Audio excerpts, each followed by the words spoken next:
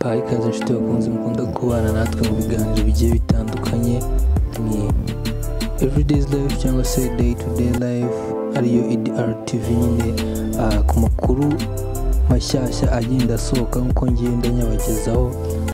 Icyo wasabwa kugira ngo ujye uhora udukurikirana ni ugukora subscribe, gukanda ku kabatoni k'umutuku ko hasi, ak'umukara ko hasi, kugira ngo ujye ukurikirana ibiganiro byacu muri rusange.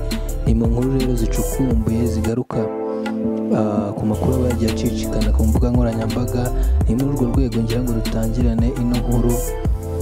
Ni inkuru igira iti ngo RDB yatangaje ko urwego rw'ubukerarugendo rwinjirije u Rwanda arenga miliyari 932 z'amanyarwanda mu mwaka w'ibihumbi 2024, bigaragaza izamuka rya 4.3%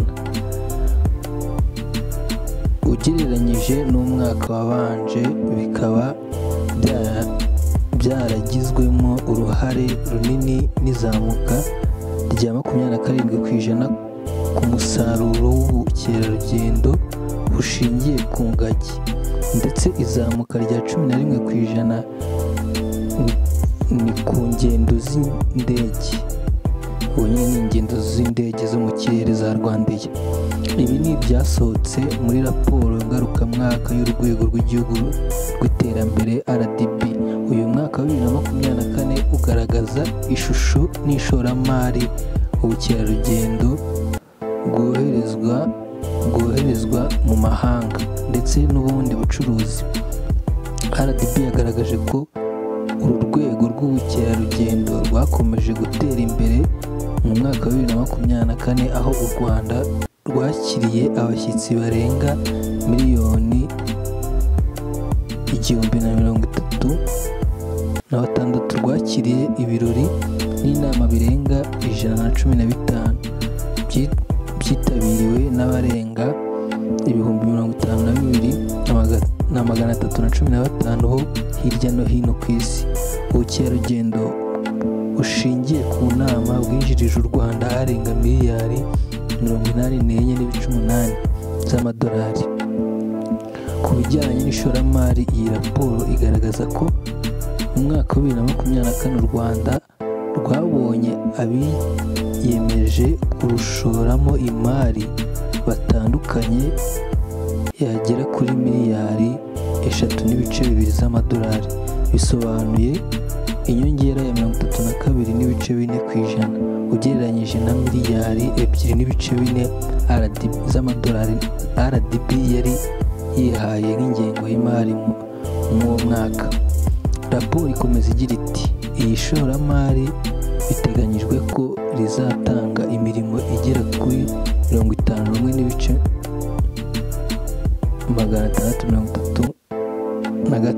Iryo shoramari riri ahanini mu nzego zirimo inganda, ingufu zisubira, ubucuruzi bushingiye ku buhinzi ndetse n'ubucuruzi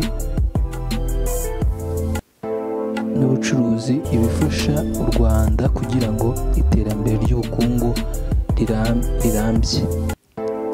Ku bijyanye n'ibyoherezwa mu mahanga, raporo ya RDB igaragaza ko agaciro k'u Rwanda k'ibyo u Rwanda rwohereza mu mahanga karenga kuri miliyari 4.2 z'amadolari, bisobanuye izamuka rya 22% ugereranyije n'umwaka wabanje. Iyi raporo kandi muratwihanganira, iyi raporo kandi igaragaza ko iryo zamuka ryatewe ahanini n'isoko rinini u Rwanda rwabonye mu bihugu birimo Leta Zunze Ubumwe za Amerika, Leta Zunze Ubumwe z'Abarabu EU na Luxembourg, ndetse n'izamuka rya 33% ku bikorezi n'imizigo bikorwa binyuze muri Rwandair.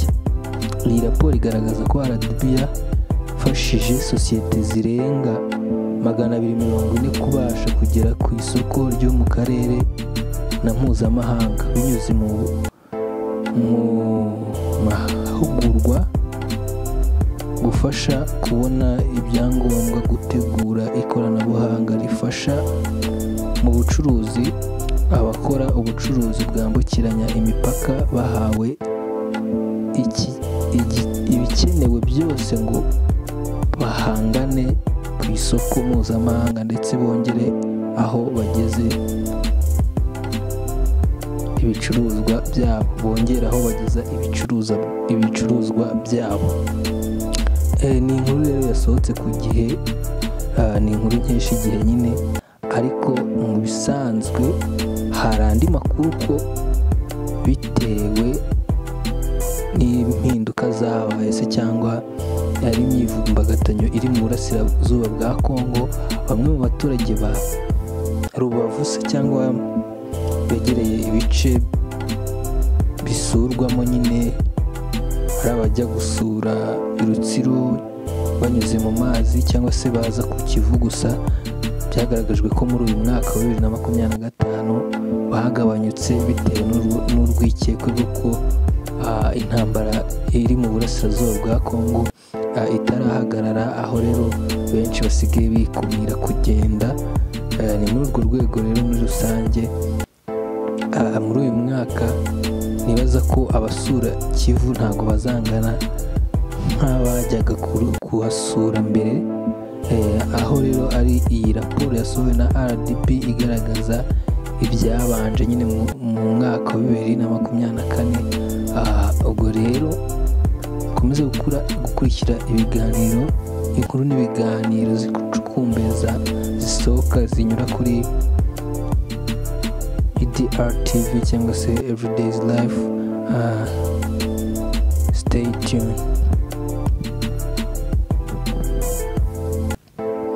Ku yandi makuru rero kwifuza nayo kumenya muri aka kanya ku bijyanye n'ihuriro rya AFC M23 n'intambara nyine ziri kubera muri Kongo, nuko ihuriro rya AFC M23 rirwanya ubutegetsi bwa Kongo ryashinje ingabo ziri mu ubutumwa bw'amahoro n'umuryango w'abibumbye MONUSCO kurekura ingabo 800 zari ziyihungiyeho kugira ngo zihungabanye umutekano mu mujyi wa Goma.